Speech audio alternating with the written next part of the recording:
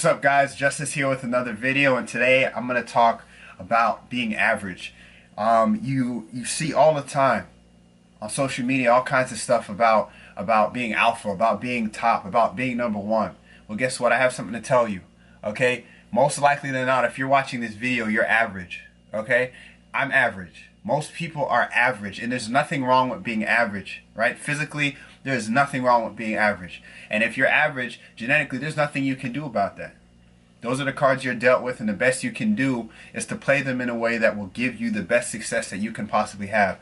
But if you are average, there is nothing wrong with that. The only time there's something wrong with being average is when you're average up here. When you let what you can't control what you can control, and that's your thoughts, that's your actions, that's what you plan to do, and that's the work that you plan to put in. If you're average, does that mean you have to work harder than somebody who's not? Of course. If somebody is naturally better at something than you, you will have to work harder no matter what. I had to do it.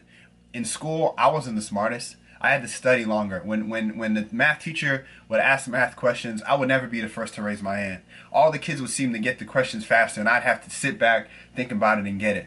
But when the test time came, I was ready.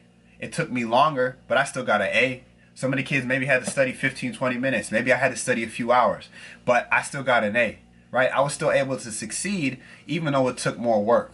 And if you're average, that's what it's going to take. But that doesn't mean that you're any worse than somebody who's not average. And there's nothing wrong with owning that. Owning that you're average, but that you're not going to let that slow you down. You're not going to let that make you be less than what you can be because you're average. You just have to be willing to work harder. And so if you're average genetically, you go into the gym and you notice that difference. It seems like everybody's stronger, everybody's bigger. You see that when you walk in. Maybe you're just getting started and you just feel that. You feel that difference between you and the other person. You go to the bench press and you have to put anything less than a 45. You can't even get 25s on each side. Maybe that's where you're at. But there's nothing wrong with that. The difference between you and the people that are benching 135, 185, 225, they didn't stop at that point. Some people are going to stop. They're never going to get past that point where they can't put 25s on each side, right? But you can decide what kind of person you're going to be, even if you are average. Even if it takes you twice as long as it might take somebody else, you can still get there. And I just want to emphasize that I know what that's like. I am in no way not average. The best squat that I ever put up before I snapped everything up was 315 for 3 or 4 reps. And that was after a very long time of very meticulous food tracking, very meticulous programming, very meticulous analysis of my squat, and stuff still got snapped up. I still was injured throughout the whole process. It took forever. There was almost a year of no progress because of injuries, but I didn't stop. You don't have to stop just because you're average at something. If you're passionate about it, then being average at it shouldn't be a hindrance. And back to when I was talking about studying, you know what ended up happening? All those long nights of studying longer than everybody else, all those long afternoons staying and talking with the teacher for guidance when everybody else went home, all those lunch sessions where I went to class to study more, to do more homework when everybody else went to lunch and was cheating. You know what happened?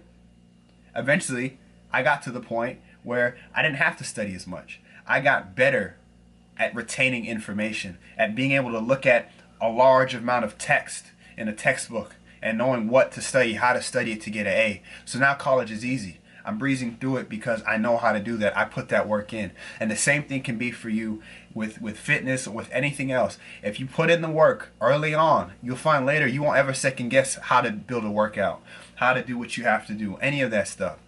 And I just want to make it clear that I'm here to help. If you are starting out, if you've hit a roadblock, you don't know what to do, you feel like you've tried everything and you don't know what else to do to make progress, you're feeling discouraged because you don't think anybody understands what it feels like. Everybody seems like they're so strong. I understand because I've been there and I've been able to overcome it through hard work, through knowledge, and through some support. And I'm offering that to you. Send me an email, justicecousinsfitness@gmail.com. If you want some online training, I'll give that to you. I got some spots left. They're yours. If not, if you just want some support, if you want somebody to talk to about whatever you're going through in the gym, the problems that you're having, I'll try to help you out as much as I can for free. That's what I want to do. Okay? That's that for the video. And I'll see you guys in the next one.